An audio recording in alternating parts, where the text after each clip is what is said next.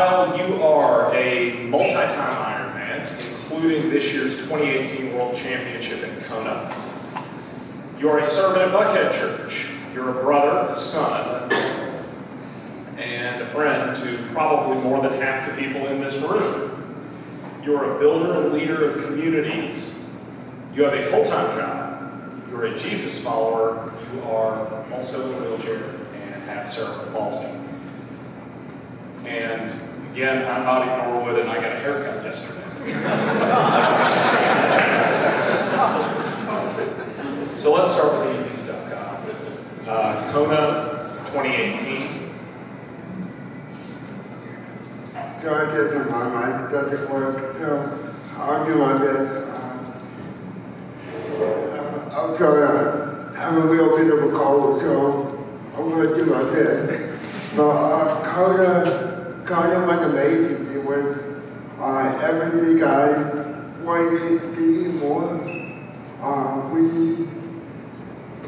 We thought about Kona ever since we started this journey back in 2011. It was always Kona. And so many times we got no.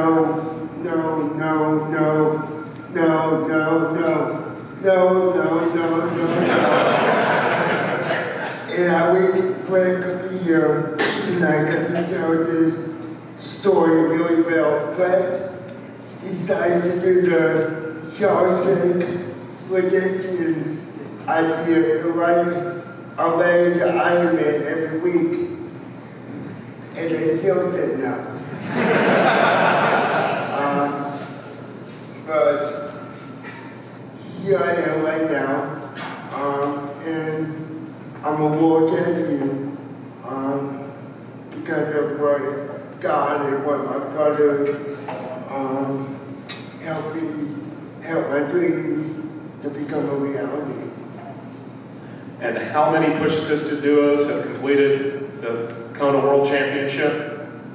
2.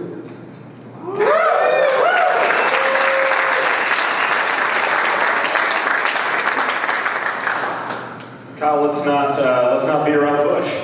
You're in a wheelchair and you have cerebral palsy. Tell us about it.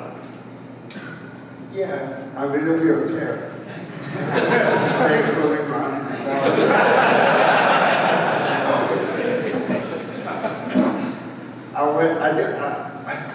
I wouldn't joke with somebody if I don't love them. So, yeah, I have cerebral palsy. And my specific type is called spastic quadriplegia, and it affects all 4 of my ribs. Me and my twin brother Evan, who lives in New York, we were born full term, and just by nature, I have cerebral palsy, but that doesn't stop me from obtaining my life, and God would have put me in this position if He didn't want me to be in it. So I'm grateful. It's amazing. That's awesome. I'm grateful. Looking back at Ironman, marathons, any favorite memories? I'll share one of my own.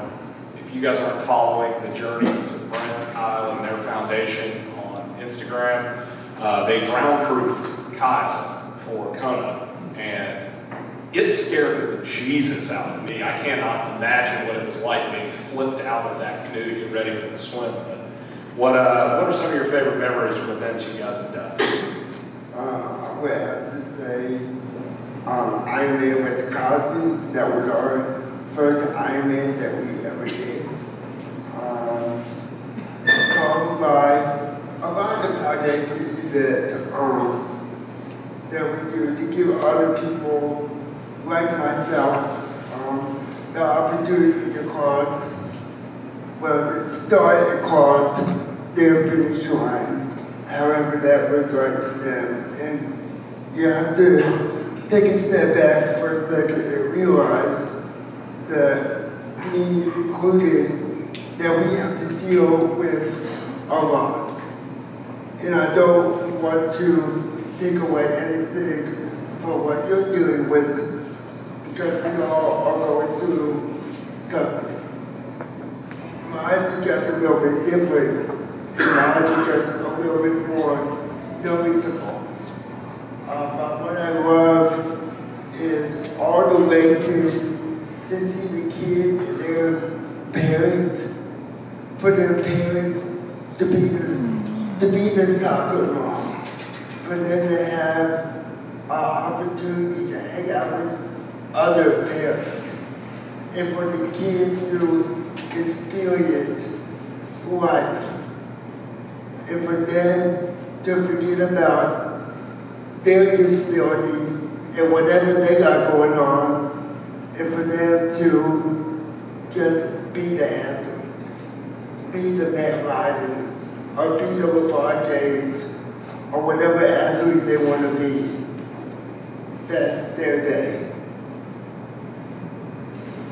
I've been around some of your athletes, with most notably this year the Publix Marathon, the half marathon with the Atlanta Track Club is your biggest event yet, and Kyle's alluded to celebrating the athletes, the runners that are pushing, pulling, that are assisting along the way, all wear the shirts with the name of the athlete, and that is who is cheered all the way through 13 miles, 26 miles, 5K, whatever it is.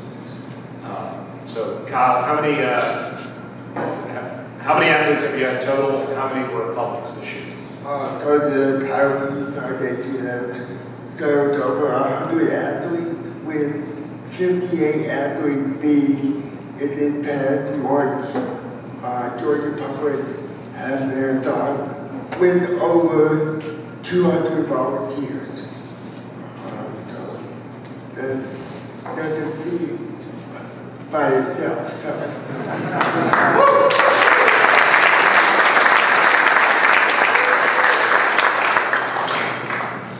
Kyle, you've danced around it, but knowing you for a while and seeing the way this foundation's grown, I've seen a theme of radical inclusivity from you at the very top. Why is that so important? What's happening to the young men and women that you guys are able to include that previously couldn't? It gives them a purpose. It gives them a community. Isn't that what we all want for life? We want to be included. We want to have a sense of purpose, and we want to have a sense of community. And that is what the Coyotes Foundation is doing. And for a while, at the very beginning, we thought that if we build it, they will come. But they didn't come. It took us, it took us 9 months to get our first athlete. But over the past 5 years, the numbers have just grown and grown. And like I think to see the change in them is a positive outlook that they have now. We all want to be cheered for one time.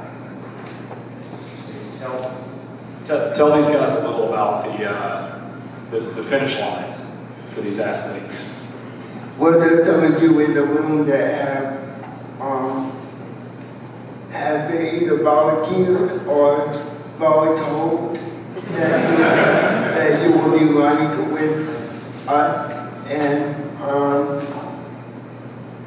to cross the finish line, I really can't put into words the feeling that you get.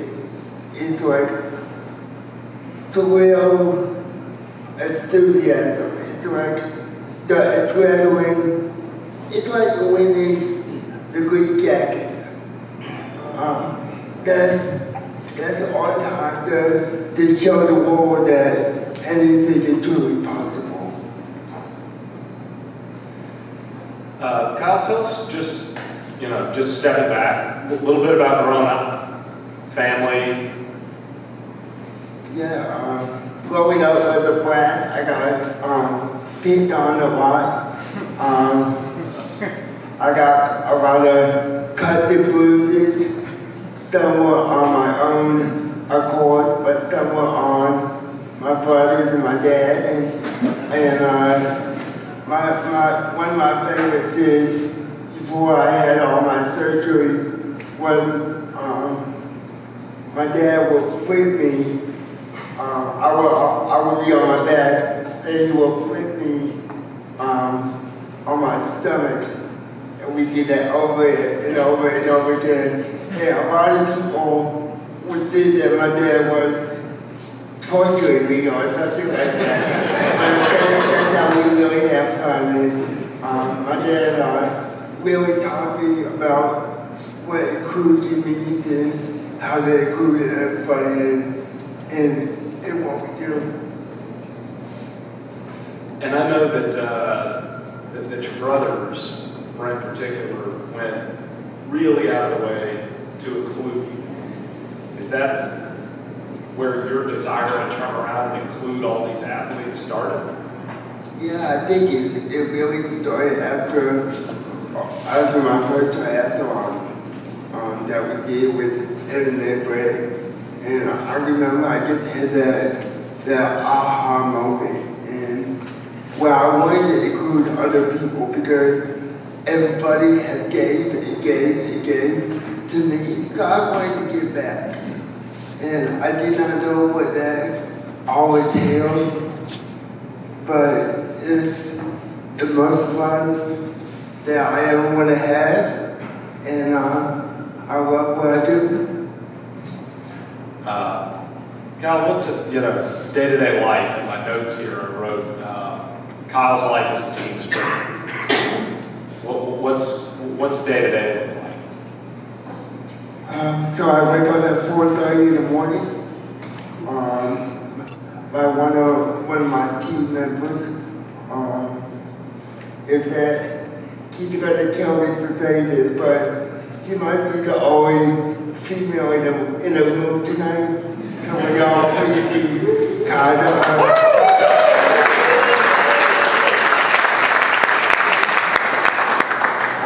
But I love all my care partners. They was like, they get me up at 4:30. I'm very, very fiercely independent, and I'm very stubborn. I take the bus about 3 blocks to keep my hospital. Or if I'm running late, I get a wheel, or I get a ride from one of my buddies. And then I start work at 6 o'clock, all the way till 4:30. And after 4:30, I normally have a little bit of downtime. In between, I do a daily devotional. Normally in the morning, I type that out the night before. And so, if it's a real quiet at the hospital, you normally get them around 6:30. If they're anything later, that means I've been busy at work. So, I'm sorry if they go out by 8 o'clock. But, life is hard. Life is hard for all of us, but you gotta make the most of it. And my night routine is the same thing. My caregivers come in and help do the laundry or help me get in the shower, help me go to Monday night early, and that's what I choose to do. There's no shame in my game at all.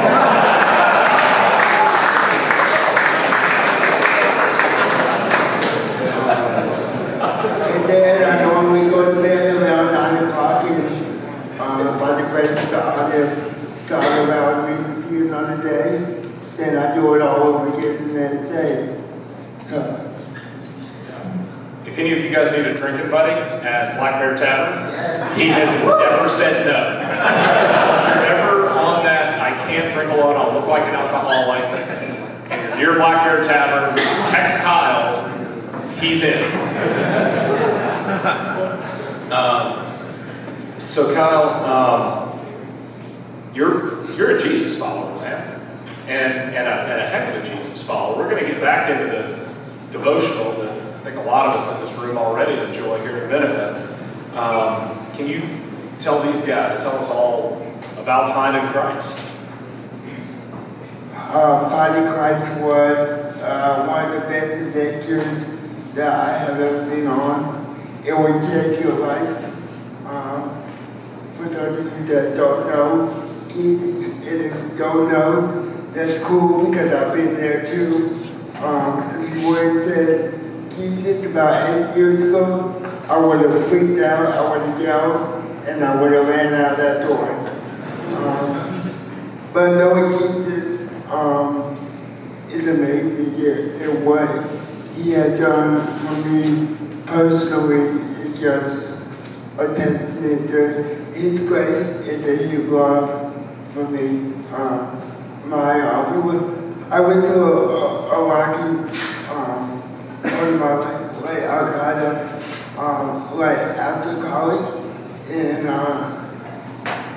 I guess I knew I wanted to go on a spiritual journey, and I did not know what that looked like, whether that was going to be Buddha or whether that was going to be Quaker, but I did get kicked out of a Quaker house. That probably wasn't for me, but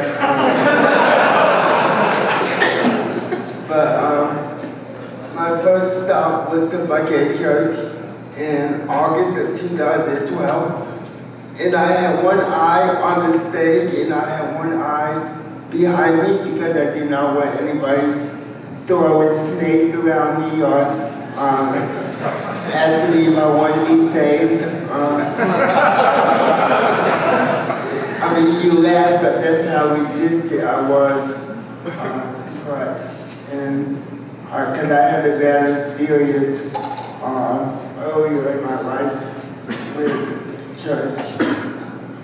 But after that hour, I ran out the door and I checked that off my bucket list. And but then I started getting really intrigued by this Jesus fella and what he did on the cross. And I did a lot of research on Google. And one night I said that prayer to ask him to come in my heart. And 2 years later I got baptized. And here I am now. Oh, a work in progress.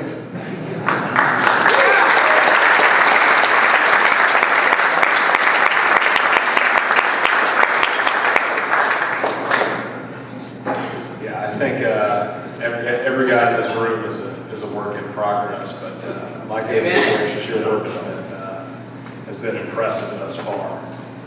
A couple years ago, you asked Jesus into your life. I've seen your baptism video. Guys, look this one up. It's amazing.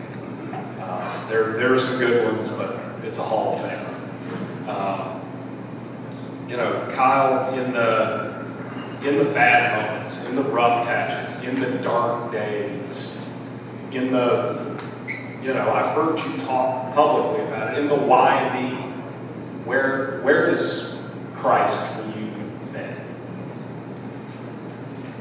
I think, that's a great question, Bobby. I think that you have to be real with Christ. And if that is yelled at him, then yell. He needs to feel every part of you.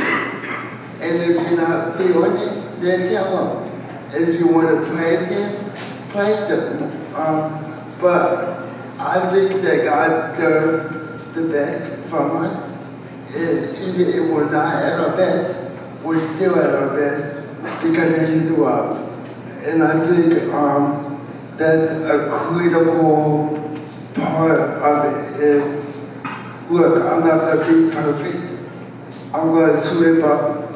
I'm going to look at things that I cannot look at. I'm going to do things that I cannot do. But at the end of the day, I am forgiven because of what he did for me and what he had done for all of you on the cross. And I think that every day we need to take a step back and say, wow, what a blessing. I don't deserve this. But he wanted it bad enough for me and for you.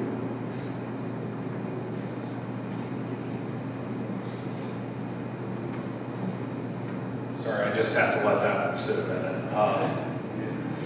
Kyle, you have touched on the kind of interconnected communities that circle your world, and I want these guys to appreciate the communities that you build, that you lead. We talked about the foundation. There is a community within your care team. There is a rapidly growing community within the daily devotion. This goes out over email, text message. He'll get it to you any way you want it. And it's this growing community of hundreds of people. They're total strangers that don't know one another. But they're here hanging around because of this guy. You got your community at work. Thousands of people at Piedmont Hospital. And the community that you serve at Buckhead Church. So, first off, did I leave anything out? I'll give that to you. So how have these communities poured into and grown you? And that's a great question. I think that every day people pour into me. People serve me by putting on my underwear, by putting on my pants, by helping me to the restroom, by feeding me. The little things that we take for granted, that's what people are pouring into me. And if I could get back just a little of what they pour into me, I think the sky is the limit.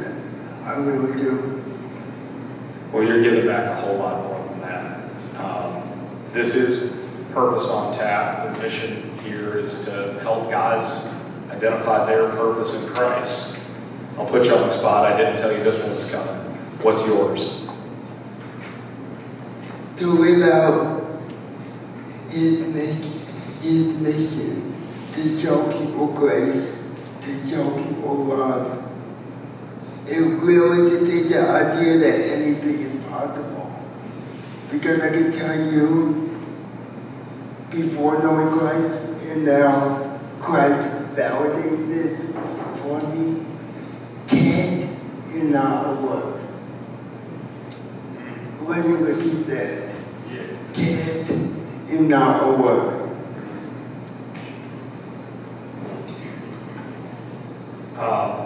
Kyle and I were talking about this backstage. I'm a big dork because I have a favorite marathon runner. But her name is Des Linden, and she writes on everything, everywhere, just keep showing up.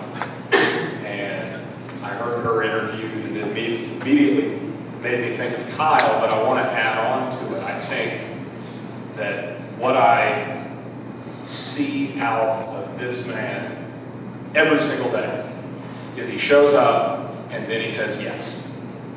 So Kyle, to these guys, if every one of them found one more place after they left here tonight to say yes one more time, what would happen? love will grow so much. What is your gift? What is your gift? It's okay if you don't know what your gift is. Find a purpose. Tap into that gift. No pun intended. On purpose on that.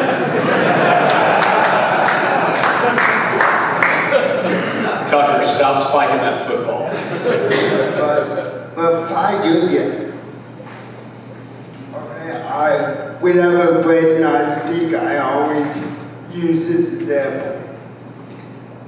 But if Melissa or Bobby or my dad did not open that door for me tonight, I would still be out there. And I don't say that lightly. Yes, I can ask a complete stranger to open the door. But sometimes complete strangers ignore my voice.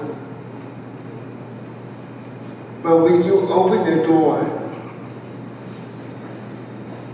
you open the door to possibilities that Christ has for you. You open the door to possibilities that Christ has for your wife. You open the door for Christ to help you with your kids. Now don't get me wrong, I'm not a husband. I'm not a father. I will be one day. But what I do know is that door is always open to our Father, to our Heavenly Father. And if you ignore the sign and you don't open the door for somebody, you're shutting God out. And that's not good. Kyle, I look at a lot of what you've said tonight and things I've heard you say in other places. And I'm so impressed with what is a really eternal perspective on, there's no earthly finish line for you. So look all the way out. What is the eternal finish line? The eternal finish line, I can't wait to get there. I'm not afraid to die. I believe that I have a lot more living to do. And my mission and my purpose is not quite to the finish line. But if God were to take me tonight, I would die a very happy young man. Because I would get to hang out with him, and I would get to walk and run and swim on my own without being tethered in a kayak, and I would still be my brother. So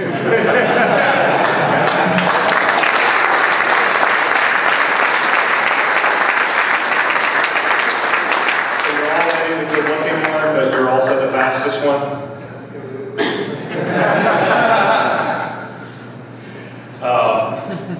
Guys, we're going to open up here questions in just a second, but before we do, where are our triathletes in training? The board, Matthew, perpetually in training. Okay. So there's a few of you that are doing a sprint triathlon, a few weeks, a few months, I don't know when it is. His brother's training them. Challenge issued to you guys and anyone else in the room. You have all the time in the world to get ready for the Thanksgiving half marathon with the Atlanta Track Club. I want to see how many athletes, purpose on tap, can get across the line. So you guys finish your triathlon and then put the running shoes on, put the bikes away, out of the pool. We're getting ready for Thanksgiving. So, KP, thank you very much. Guys, who's got questions? You mentioned that you had a bad experience while in church in your younger years. You care to talk about that? Yeah, so I grew up Jewish, so I had a bar mitzvah, and I didn't know Jesus. I only knew him on a historical existence. So my bad experience was I went to church to visit, and they started breaking out the snake and breaking out the holy water and all that, and I didn't know what they were doing, so I cried and I really reeled out there, and I told myself that I would never go back to one of those churches. Talk about this, how grueling it is, how grueling it is to actually be in the race itself. The weight we lose, the water fountain, takes through, what the cone was like, just how long did it take, what were some of the low points, high points? There was so many highs and lows. First of all, it was just a blessing to be out there, and the amount of people that came out to support us was amazing. It took us 14 hours and 29 minutes even to do Ironman World Championships. And there were so many highs and lows. Like I said, one of the lows for me came on the run. My dad, I don't mean to throw him under the bus, but he forgot to. He's in the corner. Way to throw on the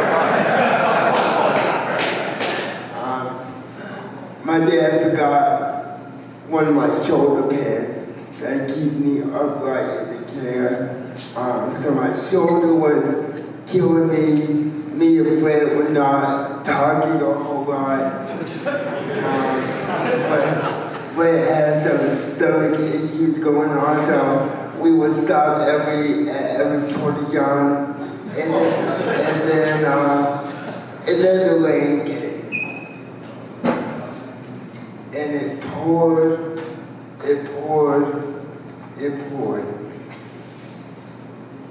and I said, "What am I doing here? Why am I out here?" And then the rain stopped. And I got a towel to put behind my shoulder.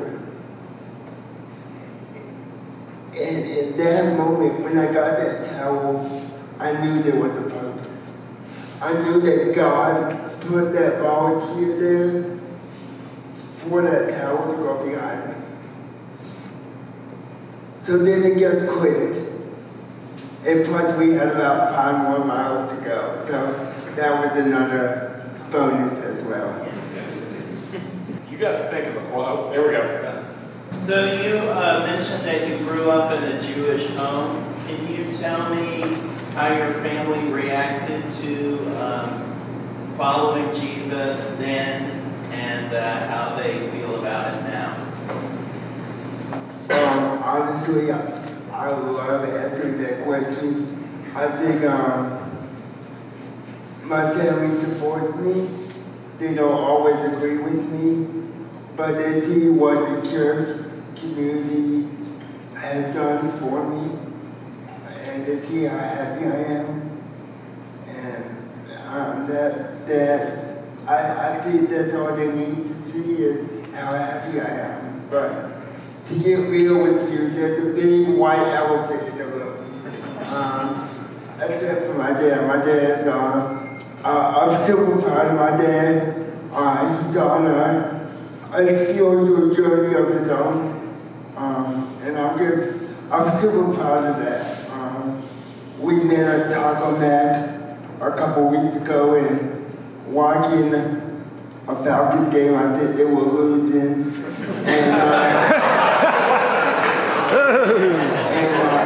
No way. he just started asking me about my favorite Bible verses. And I was like, okay, like we're in the Bible watching football and a random question came out and I started listening out to him. And what he did was he went back to one of his friends and his friend made me a keychain that had all my favorite prayers on it. It had the Serenity Prayer. It had Philippians 4:13.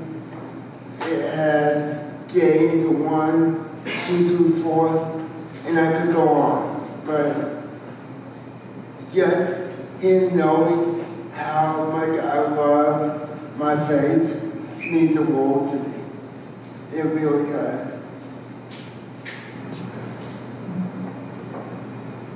Kyle, can you talk a little bit about perspective of just, I mean, I think all of us, we all go through stuff in life and we get mad at God when things happen to us, but I mean, you had a circumstance happen to you when you were a kid and you couldn't control it. So, I mean, do you get mad at God? How is your relationship with that? And you're ever like, screw you, God, why am I in this wheelchair?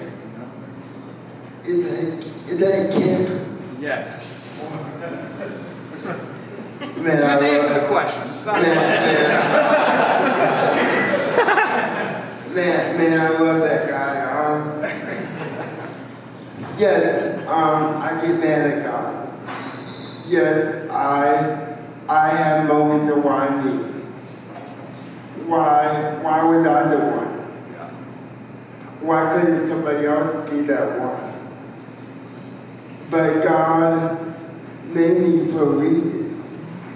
Is that to show people that through his love and through his salvation, I am okay.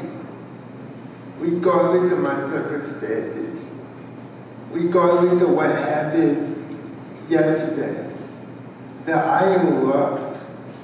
And God put me in this position to show people that when you put your mind to something, you can't do all this through Christ the Father, because he gave you that ability.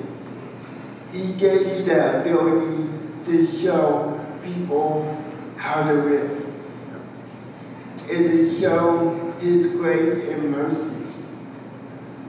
So I think that the perspective is when I have why me, I can fall back on him. And when I'm not at my best, he can carry me through it. When my voice isn't strong, I don't have to say anything. But my words, but my actions, and how I treat people, show. And I hope that that's what people see. Hey, Kyle. I was curious. First question from the camera. Hey, Kyle, I met you at Piedmont Hospital, I think a couple of years ago. I'm really distinctly saying, hey, what's going on? But I was curious, when you're in the heat of the moment in a race with you and your brother, and y'all are, you internalize a lot of thoughts. I've jogged long distance in high school, and you internalize and you think to yourself, is there a certain thought in a happy place you put your mind to that could be a conversation you have with the Lord, and do you converse with your brother with him, or do y'all talk a little bit in a race in the heat of the moment to try to get that extra oomph from the Lord to get to the finish line? Or absolutely. So whenever me and Brett talk throughout the race, and whenever I get quiet, he knows I'm having my moment with God.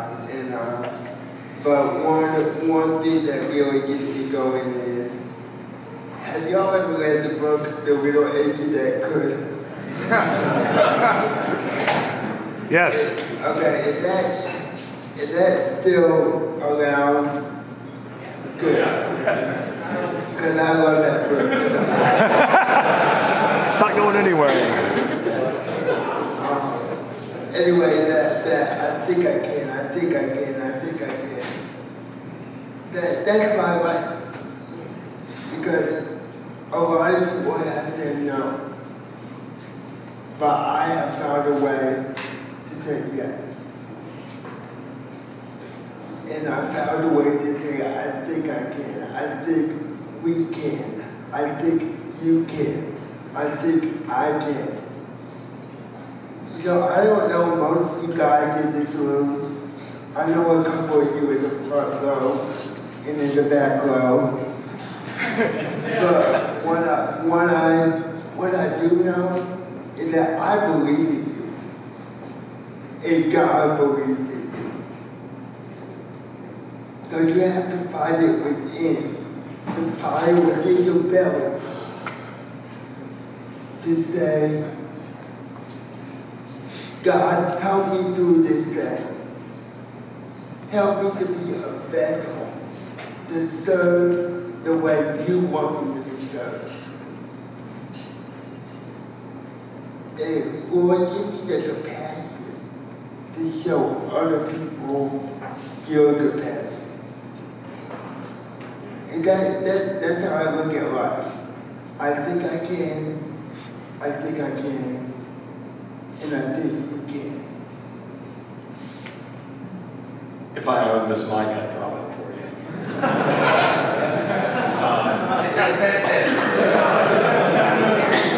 Like I said, you know, guys, I can't imagine leaving this on a better note. If anyone's got a burning question, Kyle's going to be up here for a little bit, but I think Tucker will close us out. But I just want to leave y'all with, look at this man, get one really good look at him, and then walk out of here and ask God what he can do with you. Because if you'll say yes like this guy does, absolutely no way. So, thanks y'all.